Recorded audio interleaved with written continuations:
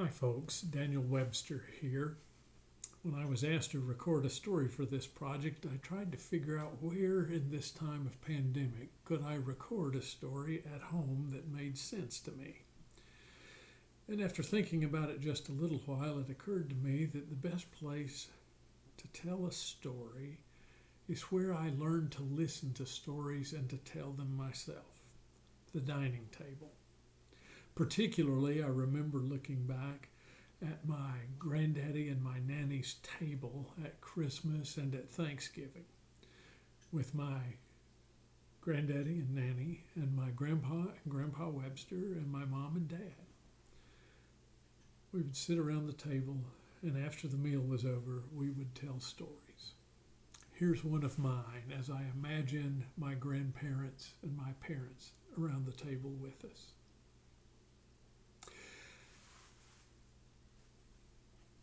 As many of you know, I'm a retired minister. How that came to be is an interesting story all in itself and one for another time, but I do want to tell you how I became the pastor of the first church I ever served. I went to a seminary where it was not unusual at all for students to be pastors of small country congregations.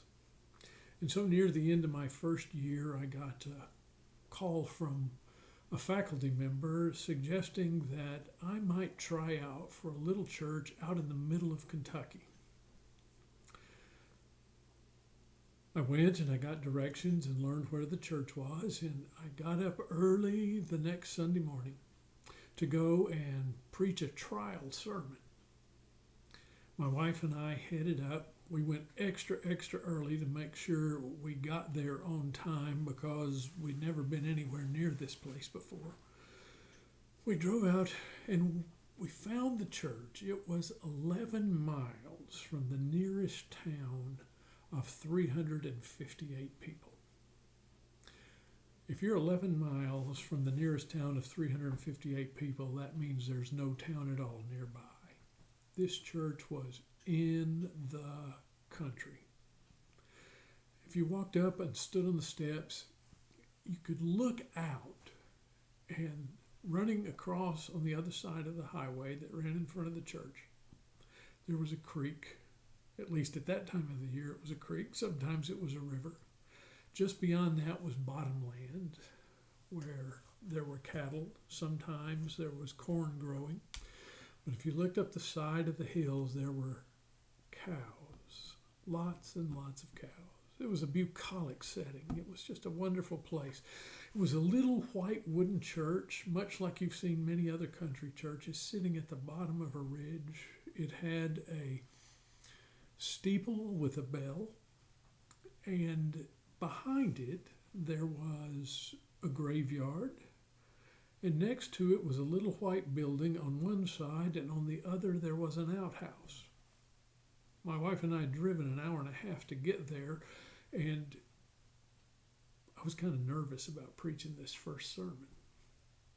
So I looked around, and since no one was there, I headed into the outhouse, and I used it and discovered at the end there was no toilet paper or anything in there at all.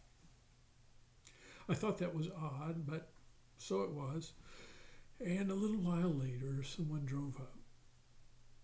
Lily introduced herself to me, welcomed me, and said, "I guess you're going to lead worship today." I said, "No, ma'am. I'm going to preach a sermon today." And she just grinned at me and she said, "That's what we tell all our prospective ministers. You're doing the whole service." She said, "Let me show you around." We went into the church. I saw the pulpit, and I said, "Okay, where's the bulletin since I'm leading this whole service?" And she looked at me and said, "You are the bulletin. What are the hymns we're going to sing?" I had no clue. I couldn't remember the various parts of the service. I was frozen and scared. She just laughed, said, "We'll let the piano player tell us which the hymns are going to be." And she quickly sketched out the order of the service for me so I could think about the various parts. But I wasn't ready for anything except to preach a sermon. So now my nerves were extra sharp, and I thought, man, I need to go back out and use that outhouse. And I made a comment, and Lily said, oh, yeah, the white building next door, that's where the bathroom is. Oops. She showed me that building, and then she showed me the graveyard, and I said, what is the deal with this graveyard? I said, all the stones are lying down flat. What's the deal with that? She said, oh, when you meet some of the kids, you'll understand. She said, one of the boys I know that you'll meet today, well, a couple of years ago, she said, let me say it this way. The children like to play where their grandparents are, and most of their grandparents are in that graveyard. A couple of the kids were playing tag, and one of the kids tripped such that it made a stone fall and broke his leg. And so, being the kind of practical church we are, we just decided we'd lay all the stones down until April of every year, in which case, at the end of April, there's what we call Decoration Day. And a month before that, we set all the stones back up so the grass will grow. And when people come back to bring flowers and to share their memories, they'll be ready. I thought, this is kind of church for me. They're real practical. They're down to earth. Kids playing in the graveyard. I love it. Well, I got through that first Sunday. I suspect the sermon was terrible, even though I was prepared, but I know the rest of the service was terrible because I wasn't prepared. But at the end of it, they laughed and said, we'd like you to come back next week.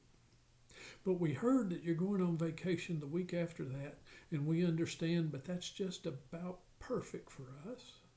Because truth be told, for the next 2 Sundays after that, we start and end our church revival that we have every year. Revival. Okay. So I came back and I led the service the next Sunday. It went well. They said, yes, we want you back. In fact, why don't you come back up for the revival when you get back from your vacation? So Nell and I, when our vacation began, we headed down here to Florida. And we spent some time out at Earlton. And after our vacation on the lake was over, we headed back up to Lexington, Kentucky. Dropped Nell off at the place we lived at the seminary, and then I got in the car and I decided I'm going to this revival. So I headed up, I pulled into the parking lot, and there were lots of people gathered there.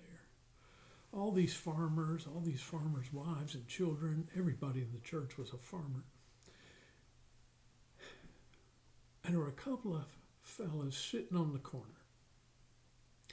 One was whittling and had a chaw in the corner of his mouth and a handmade spittoon made out of a cut-out milk jug.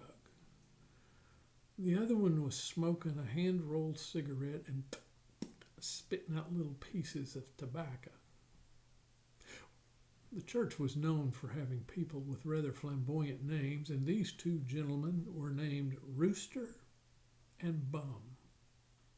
Rooster and Bum were talking. They pretended not to see that I was behind them, and as they were sharing with one another, Rooster said to Bum, well, we gonna use your rattlesnakes for the service tonight or mine?